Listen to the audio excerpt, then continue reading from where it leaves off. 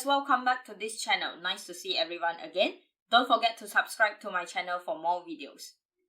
For today's video, we'll talk about topic 4, where we will discuss the aromatic compound. In this topic, we are going to discuss 3 subtopics. The first one is the 4.1 introduction, where we will discuss in this video. 4.2 benzene derivative video. 4.3, you have your chemical property of your aromatic compound. So let's start with the 4.1 aromatic compound introduction. In this 4.1 video, we are going to describe aromaticity, and also we are going to identify whether your compound is aromatic or not.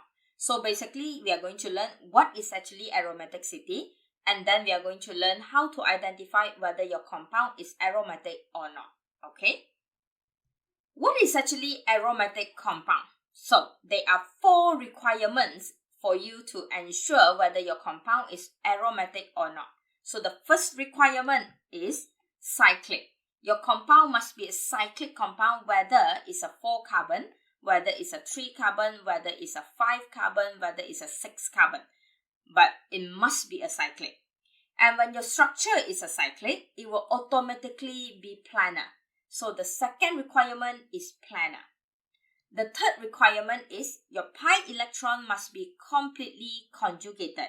Completely conjugated, in the other words, is completely delocalized. Your pi electron must be able to move around completely.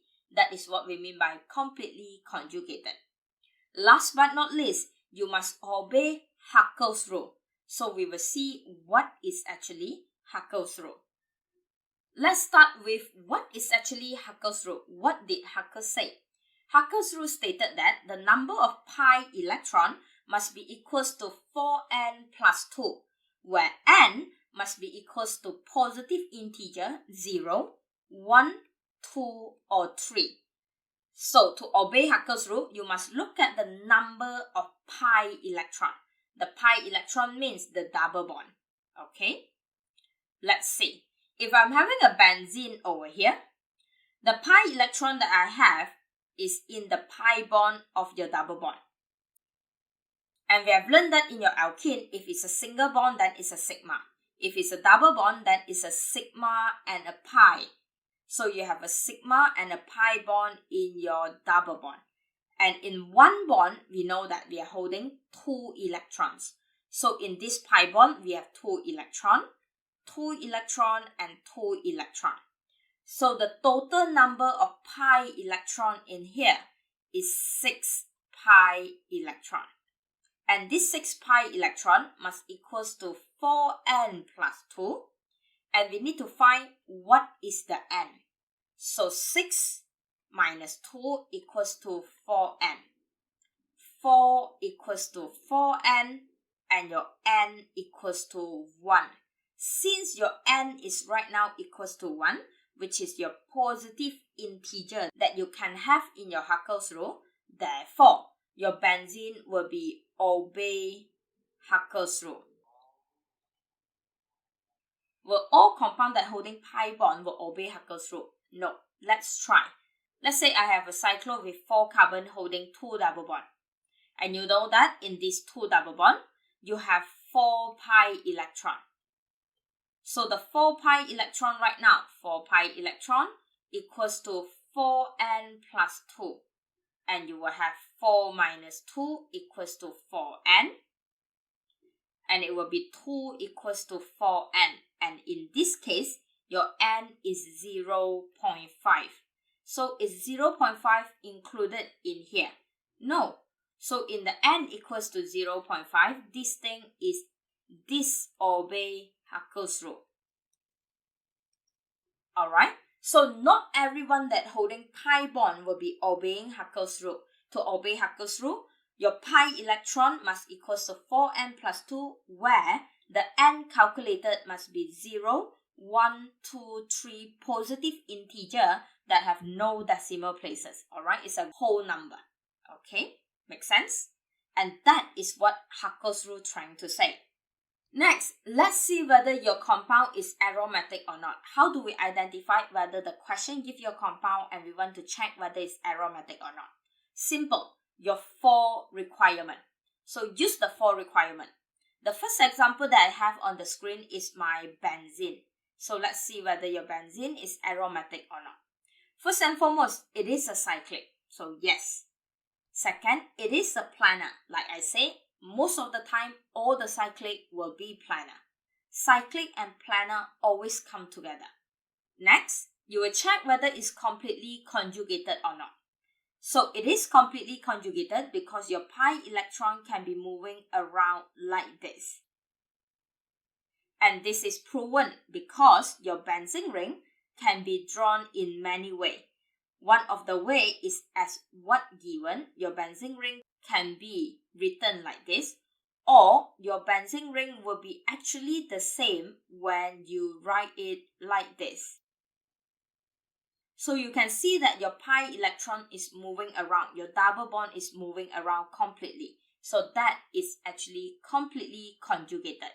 So you have 4 requirements and you have ticked 3. You have your cyclic, you have your planar, you have your completely conjugated. Last but not least, whether it obey or disobey Hakkas Rule. So let's see over here, the pi electron that I have is 6 pi electron, like we have shown just now. Mass equals to 4n plus 2. Solve the mathematics, you will have, and where n calculated right now is 1. And since n calculated is 1, therefore your compound obey Hakkas Rule. As a result, your benzene over here is aromatic compound.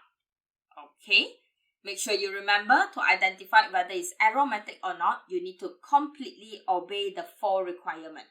Cyclic, planar, completely conjugated, and obey Hakkas Rule.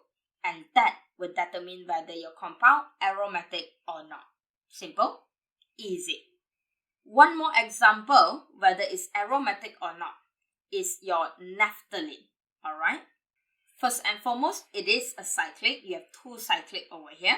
Second, it is planar. Whenever cyclic is always planar. Next, we will see whether it's completely conjugated or not. So at this moment, your naphthalene is written this way. But we can also write your naphthalene in another way because your pi electron can move around easily. It can be completely conjugated, where it can be as this. That is also your naphthalene, the same thing.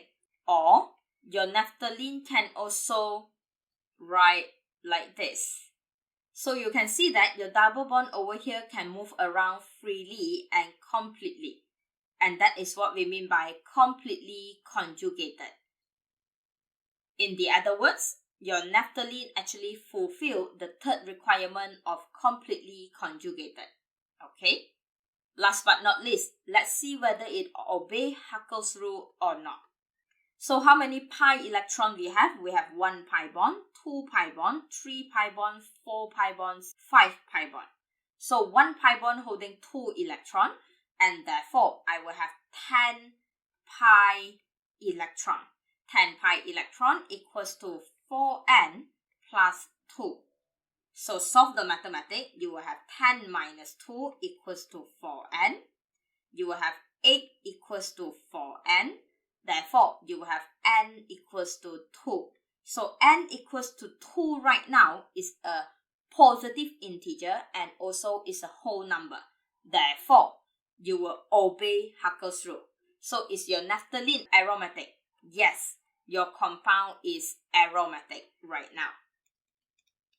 And that is how we determine whether your compound is aromatic or not aromatic. Simple, easy. And that's it about the introduction of aromaticity. What is actually aromatic and how do we determine whether your compound is aromatic or not? Just bear that in mind. To check the aromaticity, we have 4 requirements.